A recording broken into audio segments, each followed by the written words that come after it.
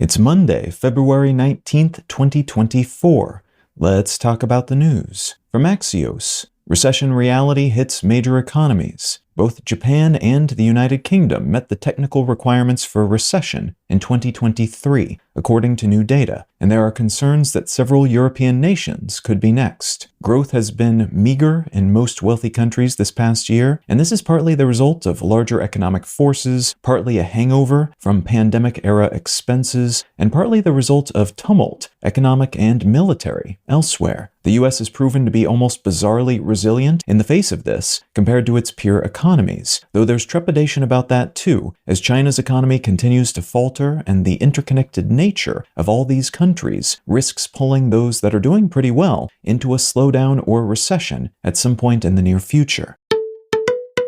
From the Wall Street Journal, Trump fraud ruling threatens to handcuff family business operations. A New York fraud case against former U.S. President Trump has resulted in a $355 million ruling, alongside limitations on how his businesses can operate and how much oversight they require. This case was based on allegations that Trump and his people lied about how much their assets were worth in order to attain better loan terms. And though Trump has said he will appeal the ruling, an appeal would also tie up a large amount of money, possibly more than the judgment sum, as a sort of guarantee that must be put down during the appeal process, alongside interest, which is expected to be more than $100 million. So while not the absolute worst punishment that could have been applied, this is likely to place a significant monetary burden on Trump's businesses and could make it more difficult for him to get loans and do business in New York in the future.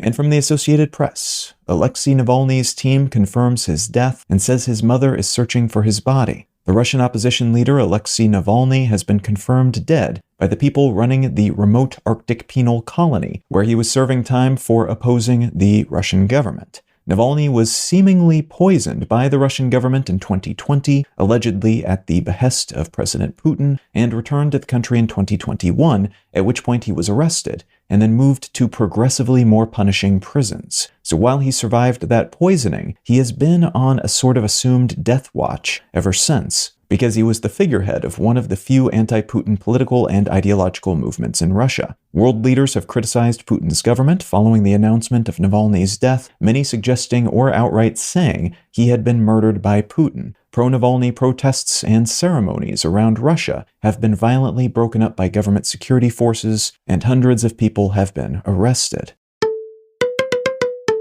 If you're finding some value in One Sentence News, consider leaving a quick review wherever you get your podcasts and/or sharing the show with a friend. You can find out more about this show or subscribe to the email version at onesentencenews.com. And you can support this and other related projects, like the Let's Know Things and Brain Lenses podcasts, at understandery.com.